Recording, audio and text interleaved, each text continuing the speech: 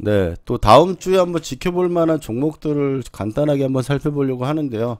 일단 그동안 이제 그동안 은행 쪽의 흐름들이 좋아지고 있다라는 건 우리가 알고 몇 번 제가 언급을 했습니다만, 탄력이 그렇게 이제 수익이 뭐 날만한 부분들의 기대 수익률이 좀 낮다라는 부분들에 대해서 생각을 하고 좀 피했었는데, 최근에 이제 지난주 금요일날 KB금융 같은 경우는 10% 넘는 급등을 한번 보여주면서 10만원권을 좀 안착하는 모습을 좀 보여줬어요. 그리고 이제 신한지주도 최근에 수렴하는 부분에서 상방을 좀 뚫어주려는 거래량이 좀 나와주고 있고, 한국금융지주 같은 경우도 지금 52주 신고가를 노려보고 있습니다. 다 은행주들 흐름이 굉장히 다 좋은 흐름으로 만들어내고 있기 때문에 추가적인 이제 눌림 자리라든지 횡보 자리, 이평선이 닿는 자리 같은 경우에서는 좀 담아가는 형식, 은행 같은 경우는 급등이 바로 팍팍 나오는 형태 업종주는 아니고 눌릴 때마다 좀 모아가는 형태로 본다면은 좀 중기적으로 괜찮은 흐름을 좀 기대하고 지켜보고 있습니다. 그렇기 때문에 확실한 좀 방향이 한번 나올 때까지 좀 기다려봤는데, JB금융지주랑 KB금융이 계속 가장 큰 탄력성을 보여주니까 살펴봐야 될 것 같고요. 최근에 이제 기관의 매수세라든지 흐름들이 굉장히 좋게 나타나고 있고요. 또 JB금융 같은 경우도 마찬가지로 탄력이 되게 붙고 있죠. 옆으로 기는 형태의 어떤 수렴 형태라든지 아니면 단기적으로 11선까지 밀리는 형태의 조정이 나온다면 그때부터 좀 담아가는 형태가 어떨까 싶어요.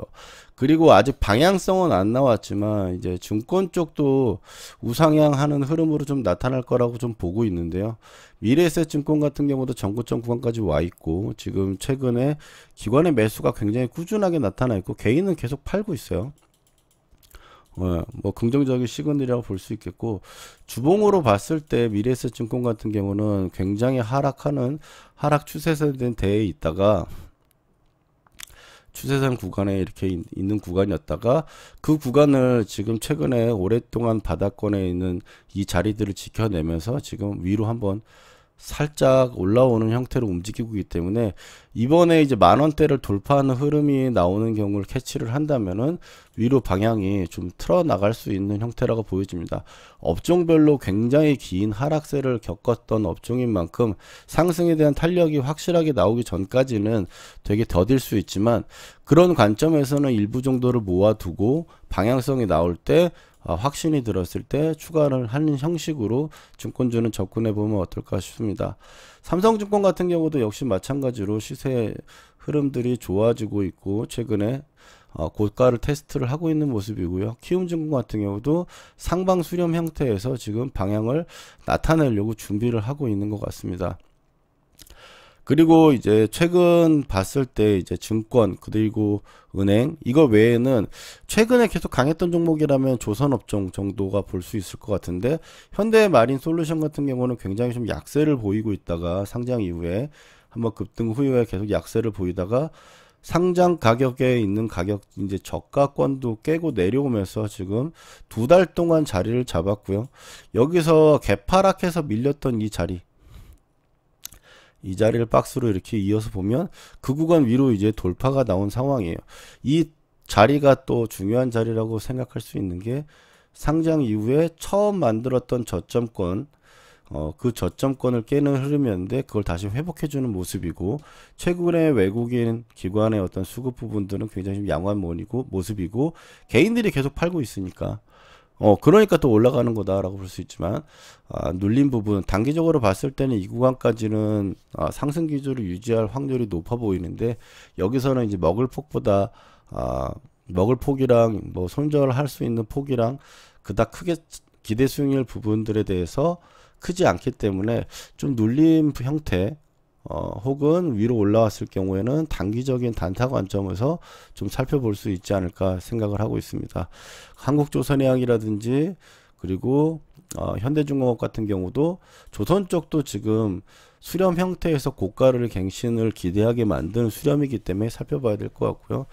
최근에 중국향 관련해 가지고 롯데케미칼 그리고 이제 건설 같은 경우도 GS건설 같은 경우도 18,000원대 정도 수준의 지지가 되는지 살펴봐야 될 것 같고, 그리고 이제 업종별로 봤을 때 뭐 지금 최근에 개별적으로 본다면 이제 방산 쪽 원전 쪽도 한번 수급이 들어오고 했었는데, 방산 쪽에서는 LI 넥스원이나 현대 로템 고가 갱신해 가지고 흐름을 잘 만들어내고 있으니까 대형주다 보니까 21선 이상의 좀 눌린 부분들이 나왔을 때 접근해 보면 어떨까 싶고요. 그리고 최근에 개별 이슈 쪽으로 봤을 때 이건 단타 관점으로 본다면 경영권 분쟁 때문에 고려한 상한가가 더 엄청나게 갔기 때문에 뭐 파동 부분들은 나올 수 있을 거니까 살펴봐야 될 것 같고, 그 다음에 에이징랜드랑 DI가 반도체 관련주가 지난주 금요일날 굉장히 수급도 들어오고 거래량도 들어왔기 때문에 한번 이번 주에 한번 체크해 볼 수 있겠고요. 그 다음에 또 경영권 분쟁 관련해 가지고 티웨이 홀딩스, 한미사이언스, 그리고 이제 로제 이슈로 인해 가지고 YG 플러스가 굉장히 좀 강한 모습이 있으니까 단타 관점에서 좀 살펴보면서 이번 주 지켜보면 어떨까 싶습니다. 여기까지 해가지고 바로 직전에 이제 바이오 관련주들과 지금 이 몇몇 종목들을 좀 압축해가지고 지켜보면은 이번 주 시장 좀 이겨낼 수 있게 준비를 할 수 있을 거라고 생각을 하고요. 그리고 또 다음번에 또 보이는 종목들 있으면 한번 살펴보려고 합니다. 원전주를 살짝 좀 본다면은 뭐 우리기술, 한전산업 둘 다 이제 121선 관점으로 정도 120선 이탈하지 않으면 매수로 한번 관점을 가져보는 정도로 원전주는 보면 괜찮을 것 같아요. 여기까지 해서 이번 주 관심 종목들 한번 간단하게 정리해 봤습니다. 다음 주에 또 같이 톡방 텔레방에서 같이 종목들 이야기하면서 보도록 하겠습니다. 주말 잘 마무리하시고 또 다음번 영상에서 뵐게요. 수고하셨습니다.